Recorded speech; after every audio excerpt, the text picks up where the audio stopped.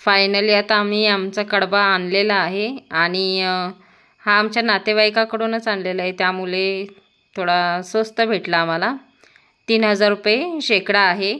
आणि कसं आहे ना, त्यांचा पण धन्यवाद, आम्हाला ह्याची गरजच होती आणि त्यांनी ते कमी भावात दिलं आम्हाला, त्यामुळे त्यांचा पण खूप धन्यवाद आहे। आणि हा डबल बांधणीचा आहे, कमीत कमी त्याची उंची आता 10 ते 12 फूट आहे। आणि आता मी दाखवेनच त्याचा, जेव्हा घरी नेऊन उतरवीन त्यावेळेला त्याची प्रोसेस वगैरे कशी आहे ते दाखवेन मी, त्याचं काय करणार वगैरे ते सर्व तुम्हाला दाखवते मी। आणि तुमच्याकडे कडब्याचा कसा भाव आहे ते मला कमेंट करून नक्कीच सांगा। आणि आमच्याकडे ना असा कडबा मात्र भेटायचा नाही, तुमच्या जो कडबा असतो तुमच्याकडे तसा कडबा आमच्याकडे भेटायचा नाही। आणि ही गाडी डायरेक्ट गाडी वावरातनं फिरते, तशी आमच्याकडे फिरणार नाही।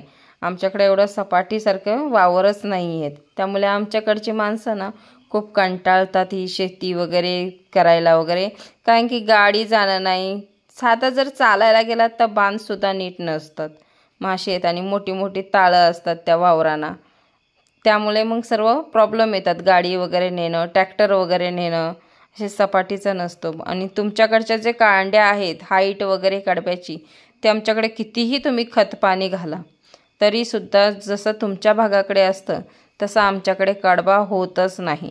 आता जो आम्ही स्वतः आमच्याकडे थोडंफार केलेलं होतं त्याच्या कांड्या आणि ह्याच्या कांड्यांमध्ये जमीन आसमानचा फरक आहे। आता ह्याला उद्या मी जेव्हा ओपन करेन वगैरे सर्व कडबा वगैरे खाली उतरू त्यावेळेला सुद्धा तुम्हाला दाखवते कडबा। आणि तुमच्याकडच्या कडब्याचं आणि आमच्याकडच्या कडब्याचं अजिबात तुलना करू शकत नाही, कारण की ना खूपच बेकार परिस्थिती आमच्याकडे असते आमच्याकडे जेव्हा कडबा हे करतात तेव्हा, म्हणून आमच्याकडे हे कडबा ज्वारी वगैरे सहसा कोण करत सुद्धा नाही।